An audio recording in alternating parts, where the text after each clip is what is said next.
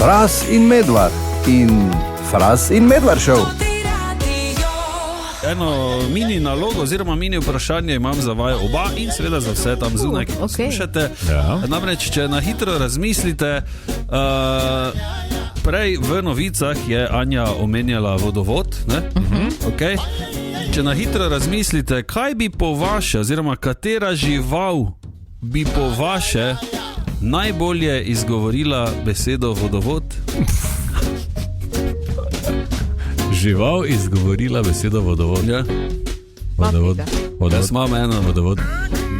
Ker sem, mislim, dve imam. Ja, jaz bi rekla papiga. Okay.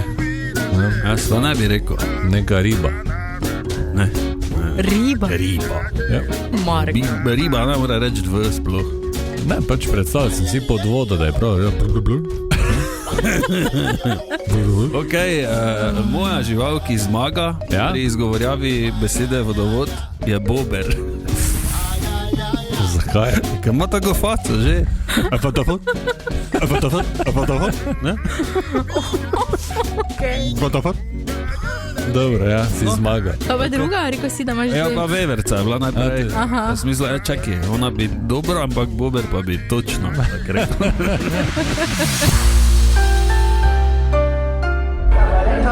Tišina! Tišina v razredu, pravim! Profesor Križanič, kateder je vaš? O, profesor! Dober dan. Gleda, ima polover, ima gor. Trenerka je, ne polover. Pa dobro, jopco imaš z dolgimi rokavi. Veš, kak je tam mrzlo pri meni v pisarni? Dobro, da imam pečko. Jep. Dobro, da imam malo pečko. Da me malo pogreje. Dajmo pogreti malo vas z enim starim dobrim komadom. Ja. Ja, no daj. Ja. In sicer iz leta 72. Iz 72? Ja. Ti so še bili drugačni cajti, ne? Ja. Kar je bilo menda, pa je eni knjigi, ko sem čital, da je hrana imela dosti boljši okus kot pa danes. Ja, to je 100% res. Ja. Torej, skok v leto 72, Bill Withers je bil številka 1 takrat z Lean on Me. Nekateri se spomnijo tega komada v drugi verziji od Klub Novo. Ja, novejši, ne? Novejši, malo je iz 80-ih in tako ena kot druga je osvojila vrh ameriške lestvice. To je bil prvi singl iz njegovega drugega albuma Still Bill. In takrat si je ded že lahko kupil, dobro, ni bil ded, ampak je bil še bolj pubec ali pa neki tam sredi, no. Privoščil si prvi električni klavir, na katerem je zložil ta Lean on Me, se je taki bolj simpel, ne? Okay. Za učiti se klavir. Ja. Prijel je tudi Grammyja za najboljšo rhythm and blues pesem leta in je ena izmed skladb, ki je doživela največ priredb sploh. Če niste vedela, Bill Withers je preživel 9 let v ameriški mornarici, kjer je tudi se začel zanimati za glasbo in pisanje skladb. Demo posnetke pa je plačeval z lastnim denarjem. In leta 71 mu je ratalo za Ain't No Sunshine, ampak takrat je rekel, ne bom jaz službe pustil to v mornarici, ker ne vem, če je tu neki denar veliki v glasbeni industriji, ne? Ja, pa je ziher bil še tam. Ja, še je delal nekaj časa, ja. Ni ga več z nami, 30. marca 2020 je nas zapustil, izdal je 8 studijskih albumov, dobil 3 Grammyje in bil nominiran še 6-krat, potem pa se proti koncu 80-ih popolnoma umaknil iz glasbene scene. Zraven Lean on Me so njegovi največji hiti še, torej Ain't No Sunshine, pa Lovely Day in če se spomnite, tisto še Just the Two of Us. Seveda. Ne. Ampak danes si bomo privoščili Lean on Me, torej iz leta 72, za vse nas, ki trpimo tudi, ko je tako vroče zunaj in nazebe, ne. Jaz že mram, ne, vidim, jaz sem že... Ja, že pojeta? No, popadaj, no. Gremo. Jutri pa pozor, jutri začne veljati spremenjena carinska zakonodaja, po kateri pošiljke v Slovenijo iz držav zunaj EU. Ok? Zanimivo. Vsi vemo, kaj mislijo. Ja, Kitajska. Ja, zunaj EU, torej v vrednosti do 150 € ne bodo več oproščene plačila carinske dajatve, ampak se bo obračunavala pavšalna carinska dajatev v višini 3 € na vrsto blaga. Zdaj za podrobnejšo razlago smo poklicali Borisa Kastelica, direktorja Carinske uprave Republike Slovenije. Kako se bo torej obračunavalo te 3 evre na pakete male vrednosti do 150 evrov? Tu ne gre za carinsko dajatev 3 evre na paket, ampak gre 3 evre na postavko v paketu. Ta pavšalna carinska dajatev začasna se obračunava na vrsto blaga, ki je v paketu. Na 5 recimo bombažnih majic pride ena ta dajatev, če imate v zraven poleg teh 5 bombažnih majic še recimo kuli ali pa žogo, potem pride pa še na vsako to blagovno postavko še po 3 evre. V tem primeru bi bilo recimo 9 evrov. No, evo. Okay. Če imaš 5 istih, je 3, če pa imaš 5 različnih, pa za vsako 3. Tako. Ok, pa bo te carine že obračunal trgovec ali jo bo moral potrošnik plačati posebej? Predvidevam pa, da vsi tisti, ki so registrirani za to uvozno ureditev vse na enem mestu, se pravi IOS, ki že danes DDV plačuje po tej schemi, da bodo ob nakupu obračunali tudi to carino. Zdaj prehaja odgovornost za carinjenje tudi na te spletne platforme oziroma spletne trgovce. In oni morajo zagotoviti podatke za carinjenje in v končni fazi tudi za plačilo tega dolga. Tako da predvidevam, da bodo to ob nakupu že vse storili oziroma obračunali. Neke manjše trgovce, ki niso registrirani, kjer že danes je potrebno ločeno plačati DDV ob uvozu, tam pa predvidevamo v bistvu, da bo se ta carinska dajatev plačala ločeno. Okay. Zanimivo, ne? Ta večji, za ostale pa treba malo preveriti, ne? Ja. Morda še kakšen nasvet za potrošnike okoli teh carin?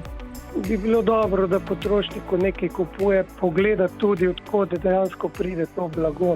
Vse te večje platforme ravno zaradi te spremembe odpirajo tudi skladišča v EU. Celo določeni so začeli pospešeno sodelovati z lokalnimi proizvajalci pa prodajalci, kar je nekako bil tudi namen te spremembe zakonodaje. Tako da če blago pride iz EU, se pravi, da se že nahaja v EU, da je že bilo predhodno ucarinjeno ali pa je evropskega proizvajalca, potem teh vseh dajatev dejansko ni zraven.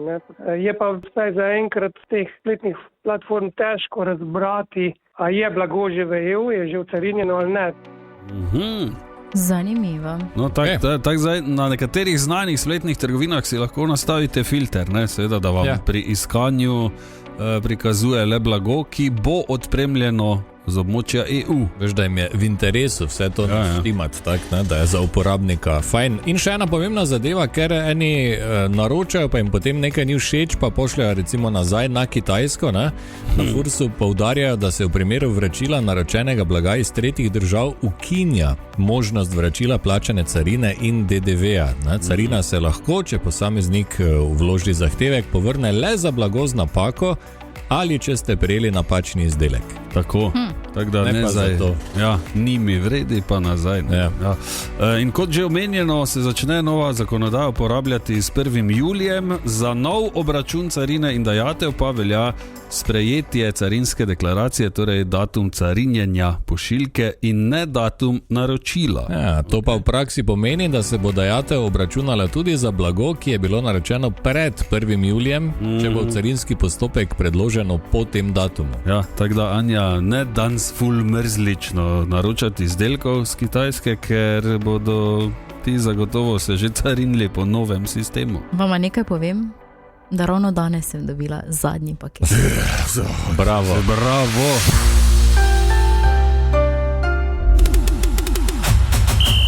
Kruz, Coffee Crush tekma. In super fajn zadeva je ta, da svetovno prvenstvo v nogometu traja 760 let. Ker je 766 milijonov ekip. Tako. Edino, kaj je zdaj tu malo nerodno, je te ure, kdaj so tekme na sporedu. Ker, to pa res. Ne vem, tako se mi zdi, da bo samo šlo mimo, 3/4 sploh ne bomo videli. Sploh te take atraktivne, kot smo se pogovarjali, recimo ZDA pa Bosna, po noči. To za edino, če si nazaj vrtite, potem sem pa včeraj preveril s prijateljem, da bodo tiste glavne tekme, po narekovaji pol proti koncu, ob 9 pa 11 menda. To pa še to pa gre super, skozi. ne? Naj bi, no zdaj, če nismo Ja, narobe, ja, ja. ampak ker sem gledal le zdaj, kaj finale bo ob 3 jutra. Finale sem jaz tudi gledal, da je ob 9. No, tako da smo pol še nazaj, da bi tiste tekme naj bile ob nekih po narekovaj normalnih urah za nas, Evropejce. Ne? Ja. Ampak, če slučajno ima kdo problem, pa ne more niti teh tekm gledati, ne? Tako večina nas odraslih, sploh če imate doma kako frocovje, po domače Ja, povedano. Ne? to pa res. Ja, te si že ob 5:20, ne, če se vseješ na kavč, že cveke pipleš, ne, kot reče fraz. Se kinkaš. Ja, in zaradi tega imamo samo za vas super fino, fajne Krups Coffee Crush kavne aparate, ki jih lahko dobite s pomočjo tega radia. Ja, enega lahko dobite tako, da pravilno napoveste izid Krups Coffee Crush tekme. V tem tednu je to tekma Portugalska-Hrvaška, ki bo v petek, ta petek ob 1 po noči. Tako, in med vsemi, ki boste poslali pravilno napoved rezultata in svoje podatke zraven, obvezno, vse to na nič 5 220 220, bomo potem izžrebali nekoga, ki bo dobil najlepši in najpopularnejši kavni aparat na svetu. Tako, in ne pozabite, velja samo prvi poslan SMS, pošljete pa ga lahko samo do začetka tekme, torej do 3. julija do 1 zjutraj. Vse je lažje z dobro kavo. Krups Coffee Crush, svetovni kavni aparati.